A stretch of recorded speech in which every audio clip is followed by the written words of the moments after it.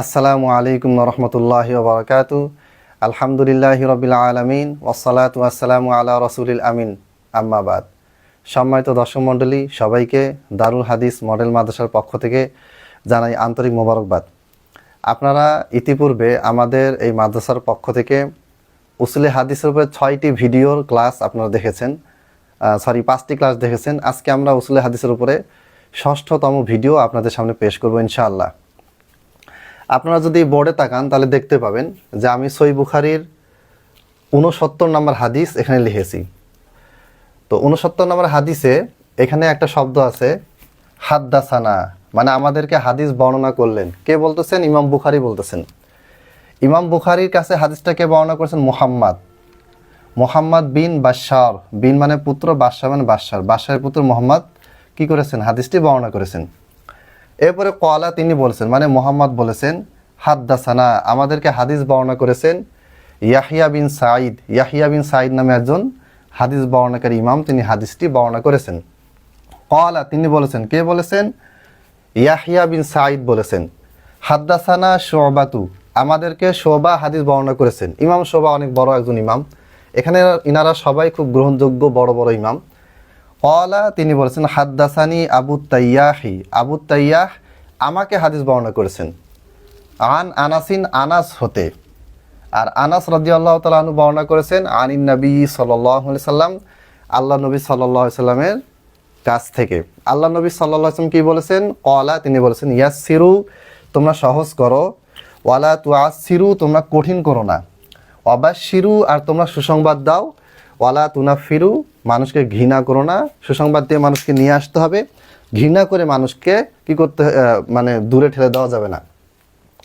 তো এই হাদিসে আমরা এই যে ঘরটা আমরা এখানে বানিয়েছি, এই ঘরটা হচ্ছে পুরোটাই সনদ, এই আনাস পর্যন্ত এটা পুরোটাই কি সনদ। সনদ মানে যার মাধ্যমে হাদিসটি বর্ণনা করা হয়।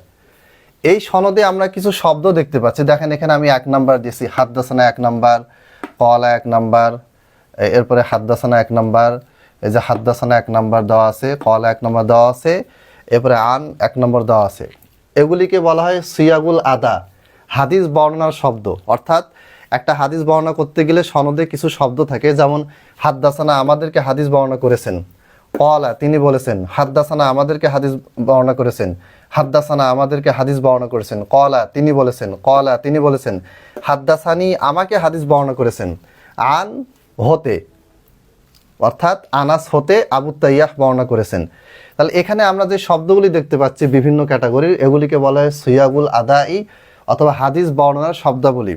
এই শব্দগুলির আবার আলাদা মান আছে। হাদ্দাসানা এটার মান বেশি নাকি হাদ্দাসানির মান বেশি নাকি আন শব্দের মান বেশি, এটা নিয়ে আমরা পরবর্তীতে আলোচনা করব। তাহলে আমরা এখানে দেখতে পাচ্ছি যে এটা একটা পূর্ণাঙ্গ সনদ।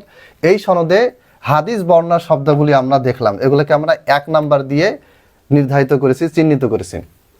2 নম্বরে রাওয়ি মানে হাদিস বর্ণনাকারী।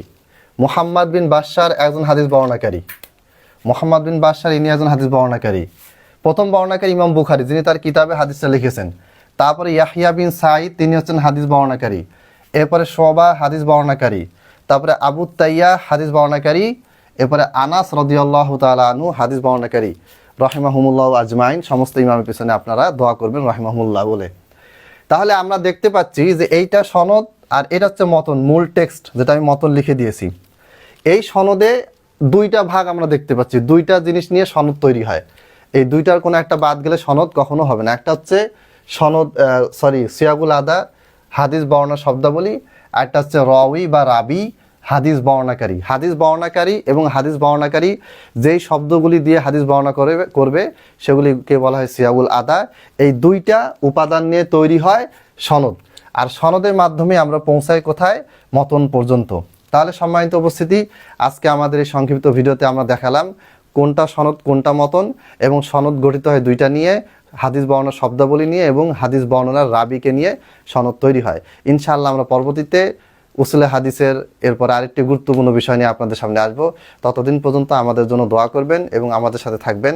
আসসালামু আলাইকুম ওয়া রাহমাতুল্লাহ।